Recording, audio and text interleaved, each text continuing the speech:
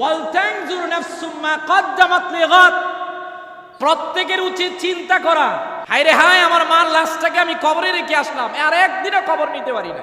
আমি আমার বাবাকে কোন জায়গায় রেখে আসলাম যে খবর নিতে পারি না? আপনি ভাবতেছেন, আমি ভাবতেছি, আমরা প্রত্যেকেই ভাবতেছি ওই কবরে আমরা যাব না। যাব যাব যাব, তবে এমন দিন যাব যেই দিন আর বুঝলে কোনো কাজ হবে না। মানুষ কবরের মধ্যে গিয়ে আফসোস করবে, হায় যদি আরেকবার সুযোগ পেতাম দুনিয়ার মধ্যে যাওয়ার, হায় যদি আরেকবার সুযোগ পেতাম কবর থেকে দুনিয়ার মধ্যে গিয়ে এত আমল করতাম যে আমার আমল দিকে প্রত্যেকে হিংসা করতো। কিন্তু আল্লাহ হাবিব সাল্লাল্লাহু আলাইহি ওয়াসাল্লাম ডাক দিয়ে বলছেন, ওই চিন্তা চেতনায় কবরের সেই ফিকির, কবরের সেই আফসোস কোনো কাজে আসবে না। তুমি যতটুক দুনিয়া থেকে আমল নিয়েছ তার উপরে হিসাব হবে। চান্স একবারই আসে, একবারই এসেছিল। ওই কবরে গিয়ে মানুষ যতই আফসোস করবে, আফসোস আর কোনো কাজে আসবে।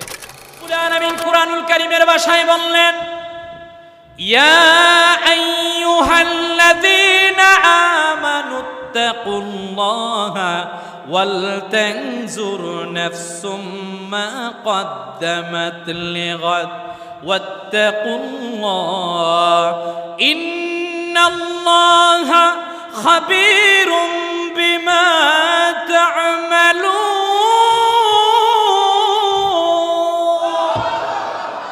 আল্লাহ ডাক দিয়া বললেন, ইয়া আইয়ুহাল্লাযীনা আমানু, হে ঈমানদারেরা, আমানুত্তাকুল্লাহ, তোমরা আল্লাহকে ভয় করো।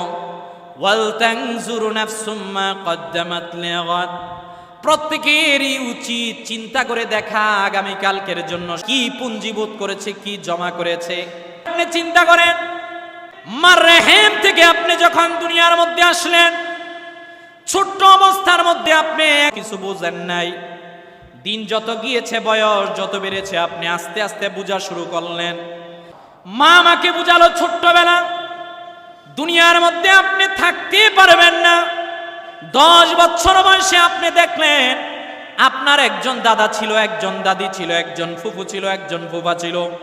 দুনিয়ার নিকটবর্তী যত আত্মীয় স্বজন ছিল সবাই আপনাকে অনেক আদর করত।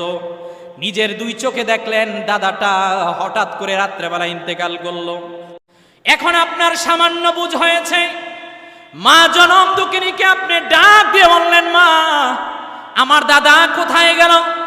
বাড়ির মধ্যে আত্মীয় স্বজন আসলো, নিজেই আপনি দেখলেন দাদাকে বাড়ির মধ্যে আশপাশে একটা কবরস্থানের মধ্যে আপনি রেখে দিয়ে আসলেন। কিছুদিন পর দেখলেন আপনার দাদিটা কবরের মধ্যে চলে গেল।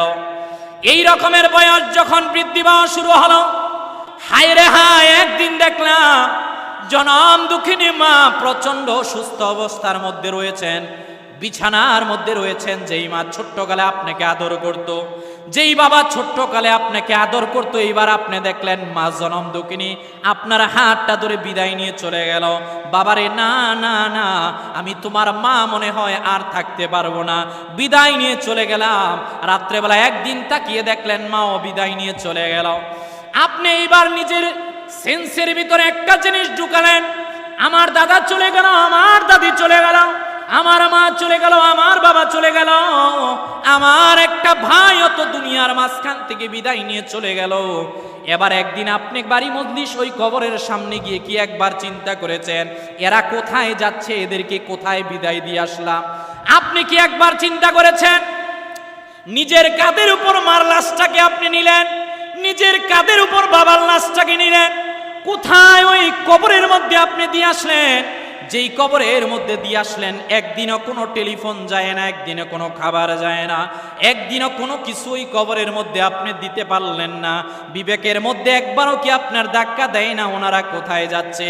আল্লাহ রাব্বুল আলামিন ডাক দিয়ে বলছেন, কুল্লু নাফসিন যায়িকাতুল মাউত, জীব মাত্র মৃত্যুর স্বাদ গ্রহণ করতে হবে। আপনার কোরআনের আয়াতগুলোকে আপনি একবারের জন্য চিন্তা করেন না? ওই কবর এবার কি আপনার বিবেকের মধ্যে একবারও ধাক্কা দেয় না এরা কোথায় যাচ্ছে?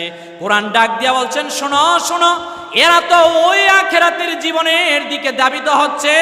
তোমার মা কবরের মধ্যে গেল, বাবা কবরের মধ্যে গেল, আত্মীয় স্বজন কবরের মধ্যে গেল। কোরআন আমাকে ডাক দিয়ে বলছেন, এমন একটা সময়ের মধ্যে আপনিও দাঁড়াবেন, আমিও দাঁড়াবো, যেই দিন আপনার আমার সন্তানেরা কিংবা ভাই ব্রাদাররা আপনাকে আমাকেও ওই কবরের মধ্যে নামিয়ে দিবে।